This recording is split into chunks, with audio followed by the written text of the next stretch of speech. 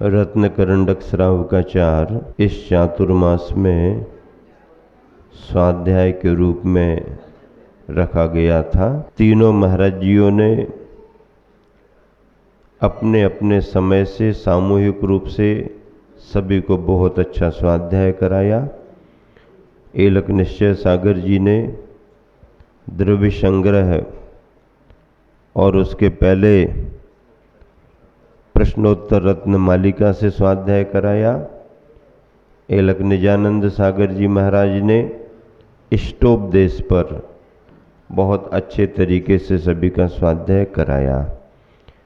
आज रत्नकरंडक श्रावकाचार का समापन किया जा रहा है, क्योंकि कल से 5 दिवसीय 5 निर्माण भूमियों की पंचधाम पूजा के रूप में संयोजना है और चल चल करके हम सभी पावापुर तक पहुँचेंगे। रत्नकरंडक श्रावकाचार में संलेखना का संदर्भ और अब प्रतिमा अधिकार के रूप में प्रतिमाओं का संदर्भ है। प्रतिमाओं में 10वीं प्रतिमा तक कल चर्चा हुई थी। उद्दिष्ट त्याग नाम की 11वीं प्रतिमा पढ़ते हैं, पेज नंबर 94 147वां श्लोक। गृह तो मुनिवन मित्वा गुरूप कंठे व्रतानि परिगृह्य भैक्षासनस्तपस्यन् नुत्कृष्टश्चेलखण्डधरा। गृहतो मुनि बनम इत्वा गुरूप कंठे व्रतानि परिगृह्य भैक्ष्यासनस्तपस्यन् उत्कृष्टश्चेलखण्डधरा।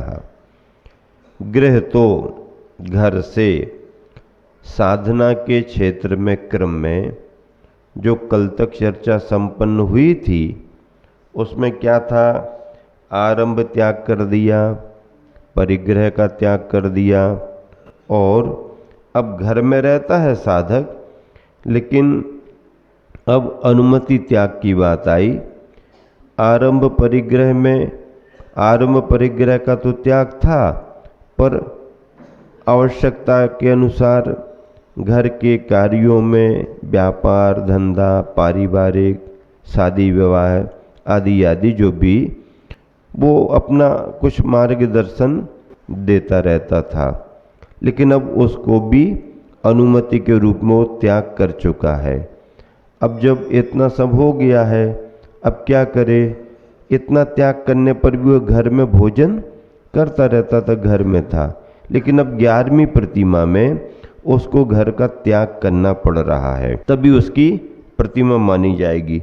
तो गृह का त्याग होगा और अपने ही घर पर प्रतिदिन वह आहार नहीं कर सकता है, ये नियम बनेगा। गृह तो घर से मुनि बनम, मुनियों के बन को। मुनियों के बन को का मतलब है मुनि संघ जहाँ पर विराजमान है वहाँ। वन का अर्थ जंगल भी होता है, वन का अर्थ समूह भी होता है। तो मुनियों के संघ में, अब मुनि का संघ कहाँ है? जहाँ होंगे धर्मशाला में, चैत्यालय में, मंदिरों में, बगीचों में, जंगलों में। जंगल का मतलब है एकदम जंगल में वृक्ष के नीचे ही बैठे रहते, ऐसा नहीं। जंगल का मतलब है कि वह वन में एकांत स्थान को देख के, सुरक्षित और व्यवस्थित स्थान को देख करके अपने संग को रखते हैं।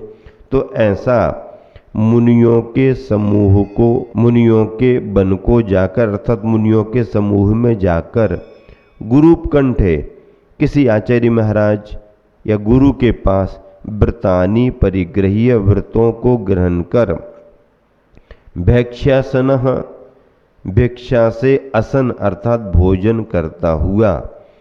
भिक्षा से भोजन करता हुआ का मतलब सुनिश्चित स्थान पर सुनिश्चित विधि से या रीति से भोजन नहीं करेगा, पहले से निश्चित किया हुआ भोजन नहीं करेगा, भिक्षा करेगा, निकलेगा जहाँ उसका योग बन जाएगा वो कर लेगा।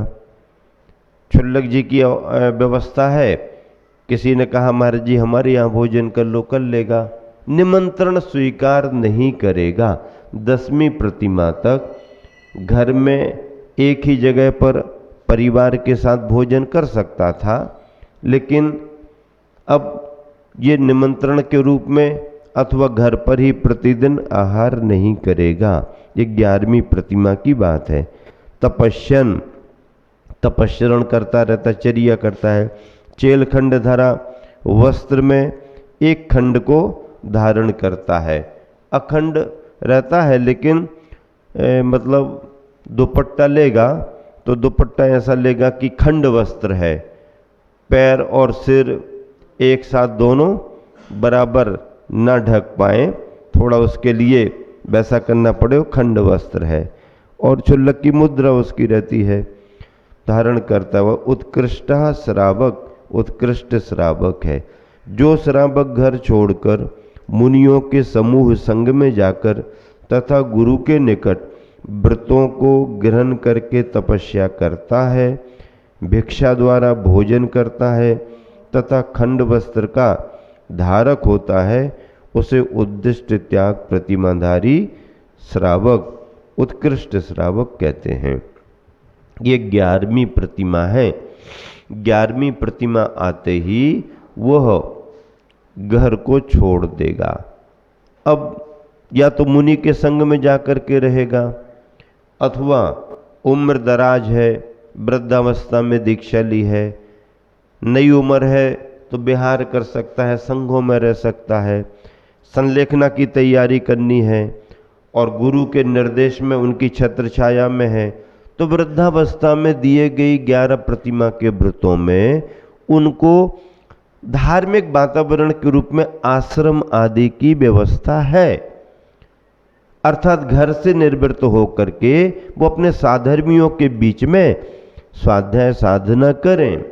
अभी जो व्यवस्था चल रही है, ये उम्र दराज जिन्होंने पहले व्रतों को पालन किया अब कहाँ जाएं, ग्रस्त रहे अब कहाँ जाएं, विहार नहीं कर सकते हैं, उम्र बहुत हो रही है, उनका भी धर्म ध्यान हो, समाधि हो। इस हिसाब से अपने गुरुवर आचार्य ने इनको भी 11वीं प्रतिमा दे करके क्षुल्लक का स्वरूप दिया और उनको आश्रमों में रहने की व्यवस्था दी। वो आश्रम चर्या के योग और उनकी साधना के योग्य हैं। इस तरह से शेष मुनि के संग में रह करके साधना करते हुए रहते हैं। तब उनकी आहारचर्या आश्रम में ही होगी, लेकिन उनकी अनुमोदना उसमें नहीं, करने वाले करेंगे। अभी तलवारा में देख करके आए, नेमावर में बहुत अच्छी व्यवस्थाएं हैं, निराकुल रहते हैं और श्रावक आते रहते हैं, बस्तियों से कराते रहते हैं और वहाँ ब्रह्मचारी लोग अपनी व्यवस्था करते हैं। ऐसे अब क्षुल्लक जियों के लिए और भी बहुत सारी व्यवस्थाएं हैं। लंगोटी दुपट्टा तो उनका है ही, कमंडल के रूप में उनके पास पात्र है ही। अभी वर्तमान में धातु का पात्र चल रहा है। पहले जो दीक्षाएं दी जाती थी या गुरुवर आचार्य ने दी, उनके लिए नारियल का कमंडल भी दिया जाता था। पहले आचार्य ने दीक्षाएं दी, मयूर पंख की पिच्छी भी प्रदान करते रहे, क्योंकि गुरुवर ज्ञान सागर जी ने भी की, आचार्य शांति सागर जी ने भी की। जब से भी ये पिछी देने की व्यवस्था चली है, समझ लो आचार्य शांति सागर महाराज जी के समय से तो वो चली आई। लेकिन आचार्य ने बहुत सारे शास्त्रों का अध्ययन करके, सब चीज़ों को समझ के, बहुत सारे विद्वानों से चर्चा करके, और उन विद्वानों की भी जब उसमें सहमति रही कि वास्तव में यही उल्लेख है ऐसा। अब जैसे इसी श्लोक को पढ़े, इस श्लोक में पिच्छिका का कोई विधान नहीं है। अन्य ग्रंथों में मृदु वस्त्र का विधान है, कोमल कपड़ा वस्त्र, उसको रूमाल पिच्छिका के रूप में मृदु वस्त्र दिया जाए। है मयूर पंख की पिच्छिका किसी ग्रंथ में विधान ही नहीं है। अब विधान नहीं है फिर भी चली आई परंपरा, चली आई, कोई बात नहीं है। और कोई यदि करता भी है तो उस पर कोई टीका टिप्पणी नहीं। लेकिन गुरुवर ने जो सोचा समझा, या इस अवस्था में इस तरह का भी है ऐसा, तो उन्होंने जो व्यवस्था दी है। आज बिना मयूर पंख की पिच्छिका के मृदु वस्त्र के साथ भी क्षुल्लक दीक्षा का चलन चल रहा है। इस तरह से यह साधक 11वीं प्रतिमाधारी माने गए हैं।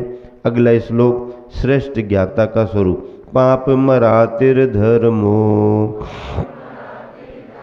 बंधुर जीवस्य चेति निश्चिन्वन संयम यदि जानीते श्रेयो ज्ञाता ध्रुवम भवति। पापम अराति धर्मः बंधुः जीवस्य चेति निश्चिन्वन संयम यदि जानीते श्रेयो ज्ञाता ध्रुवम भवति। पापम पाप ही जीवस्य अराति जीव का शत्रु है। शत्रु कौन है? पाप ही जीव का शत्रु है। और धर्म बंधु, धर्म ही जीव का हितकारी है। इति इस प्रकार निश्चयवन निश्चय करता हुआ वह श्रावक यदि संयम जानीते, यदि आगम को जानता है, शास्त्र को जानता है, तो फिर ध्रुवम श्रेयो ज्ञाता भवति, पक्के में निश्चय से वह श्रेष्ठ ज्ञाता अर्थात अपने कल्याण करने वाला होता है।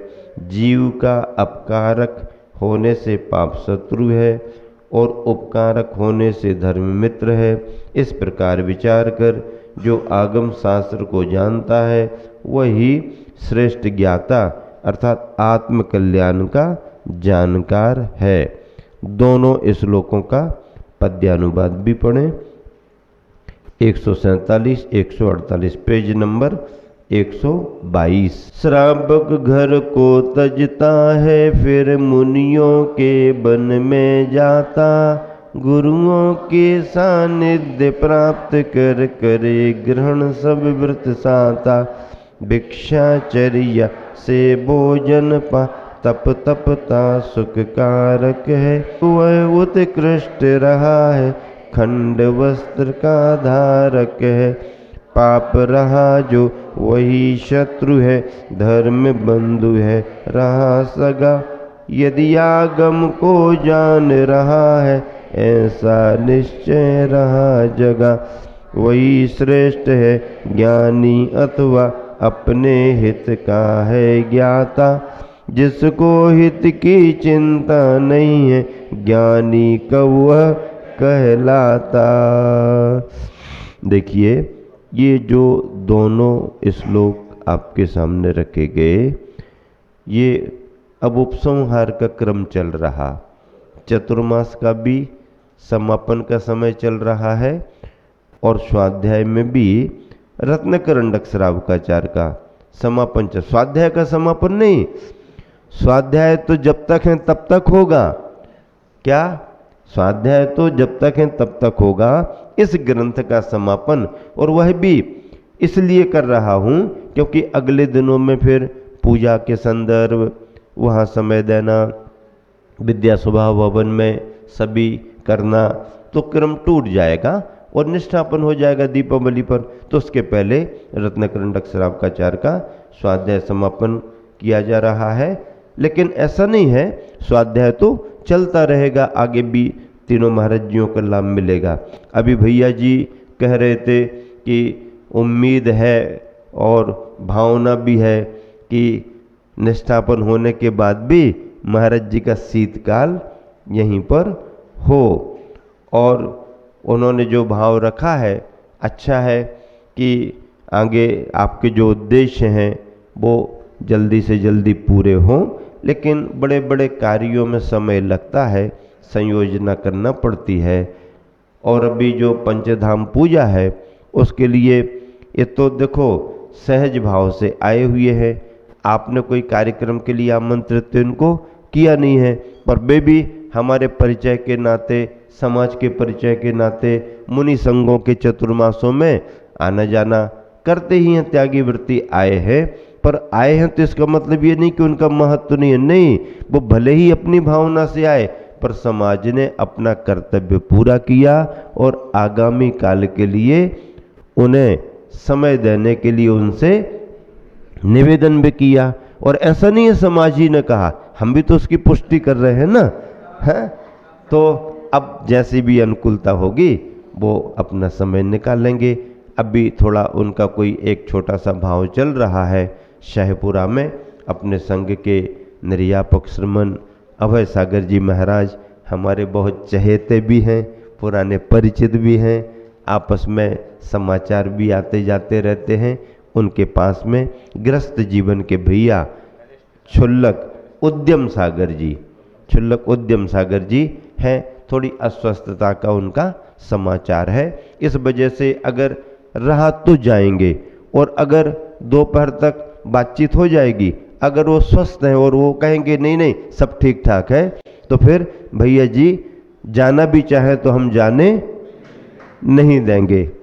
इतना तो हमारा अधिकार भी बनता है ना, जब वो इतनी श्रद्धा रखते हैं तो अधिकार। और अनूप भैया से कहा तो अनूप भैया तो बहुत खुश हो गए, बोले बढ़िया, एक से भले दो। अनूप भैया तो अपना कराएंगे पूजा विधान जो भी होगा, लेकिन सहयोगी अगर कोई मिलते हैं तो अच्छा। लक्ष्मीकांत प्यारे लाल की जोड़ी हमने कहा ठीक ठाक रहेगी तो ठीक है, अपने रिंकू भैया भी साथ देते रहेंगे।